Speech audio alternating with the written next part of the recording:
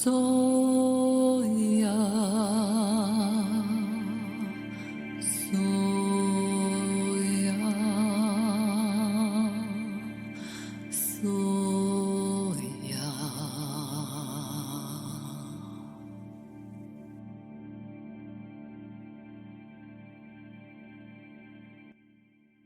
नमस्ते।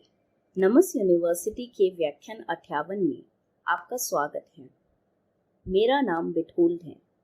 मैं एल्स का स्वामी हूँ, देवताओं का सहनेता हूँ और वाइस वंस के साथ मिलकर काम करता हूँ। आध्यात्मिक दुनिया में दिव्य प्राणियों के पास पृथ्वी की सरकारों की तरह एक व्यवस्था होती है, जिसमें चीजों को क्रम में रखने के लिए संरचनाएं और भूमिकाएं होती हैं।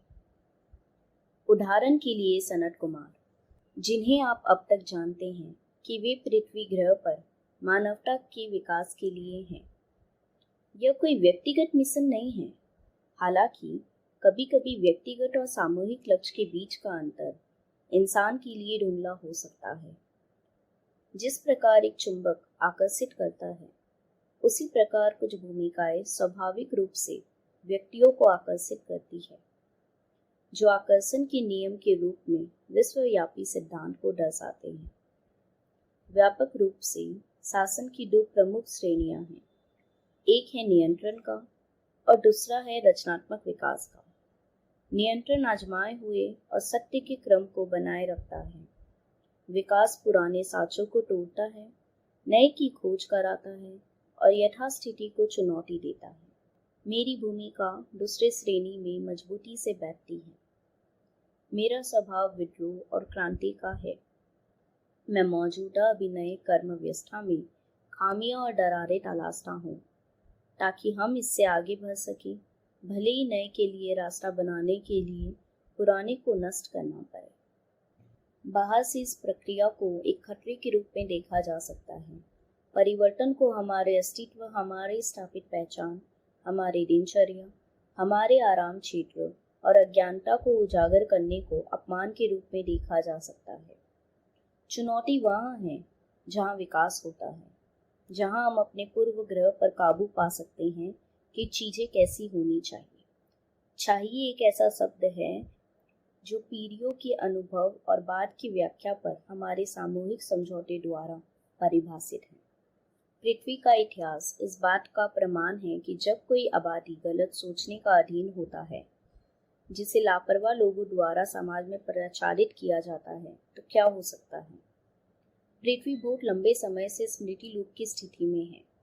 इसके कारण कई गुना जटिल और असुविधाजनक है। मेरा इरादा आपको सत्य की इस असुविधाजनक क्षेत्र से परिचित कराना है, ताकि संभाव्यता, अविश्वास और व्याख्या के चश्मों को उतारकर आप अपने मन की भीतर की यात्रा को आसान बना सकें। पृथ्वी का एक समृद्ध इतिहास है, दर्दनाक और अद्भुत दोनों। सच्चाई थोड़ी कड़वी है और निगलने में कठिन हो सकती है। जिन विषयों पर हम चर्चा करेंगे, उनमें से कई विषय भय और निराशा, चिंता और आश्चर्य की भावनाओं को उत्पन्न करेंगे। इतिहास की पुस्तकों, धार्मिक ग्रंथों और विचारधाराओं से बहुत कुछ छिपाया गया है। जैसे ही इन विषयों का उल्लंघन होता है, क्यों एक ऐसा प्रश्न है जो रहस्योद्घाटन के हॉल में जोर से गूंजता है। अब क्यों, आप पूछ सकते हैं, इस पर अभी चर्चा क्यों हो रही है? पहले क्यों नहीं? एक सदी पहले क्यों नहीं? 12,000 साल पहले क्यों नहीं? इसे उस तरह से क्यों होने दिया गया था जिससे हुआ था? यह सब एक सरल प्रश्न पर आधारित है। क्या हो सकता है यदि? हमारे सामने क्या प्रश्न रखे गए थे, आपको सुनकर आश्चर्य हो सकता है। यदि निर्माता से संबंध टूट जाए तो क्या हो सकता है? यदि सभी को खुली छूट दे दी जाए अपने भाग्य और रास्ता स्वयं चुनने की, तो क्या हो सकता है? यदि हम भूल जाए कि हम कौन हैं, तो हम कैसे विकास करेंगे? यह हमें किस दिशा में ले जाएगा? क्या हम वापस लौटने का रास्ता खोज लेंगे? इससे हम क्या सीखेंगे?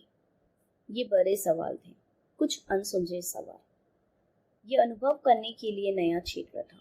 हमारे पास अपने सिद्धांत थे, लेकिन उनका परीक्षण नहीं किया गया था। इतने सारे संभावनाएं, लेकिन उनमें से कौन प्रबल होगी? ये कैसे सामने आएगा? यह प्रकाश से हमारे अवतरण की शुरुआत थी। मुझे संदेह है कि आप में से कई लोग अब ये सुन रहे हैं और शायद आपको बेचैनी हो रही है। अनिश्चित है कि क्या आप वास्तव में सच देखना चाहते हैं। ये सब हमारे दिव्य शक्तियों से बिछड़ने का कारण बना था। ऐसे प्रश्नों के परिणाम गहरे, आश्चर्यजनक और भयानक थे। हमने अंधेरे में गहराई तक प्रवेश किया और बहुत कुछ पाया। ध्यान रखें कि कष्ट उठाने के बाद अकल आना एक उपहार है।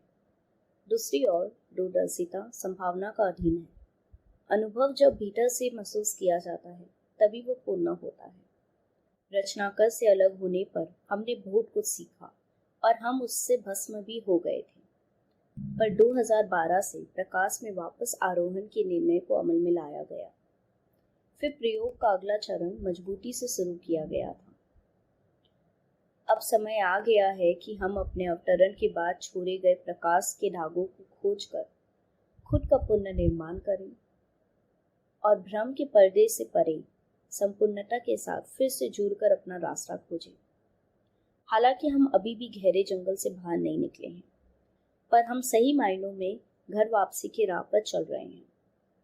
ऐसा बहुत कुछ है जिसे रोका गया है, गलत निर्देशित किया गया है, भटकाया गया है और छिपाया गया है। मैं इन सब पर प्रकाश डालूंगा। समय इस कहानी का एक और केंद्रीय पात्र है। समय के बारे में आपके अवधारण का विस्तार करने की आवश्यकता है, जिसको व्याख्यान वाइज वन करेंगे। कृपया अगले सप्ताह फिर से नमस यूनिवर्सिटी में शामिल हो, जब वाइज वन समय और समय सीमा पर चर्चा करेंगे। आपको मेरा प्यार और आशीर्वाद। बिठोल का यह संदेश सॉन फ्रेडरिक द्वारा अंग्रेजी में प्राप्त किया गया था। कोमल द्वारा हिंदी में अनुवाद और आवाज दी गई है। धन्यवाद। Hira kumar, hira kumar.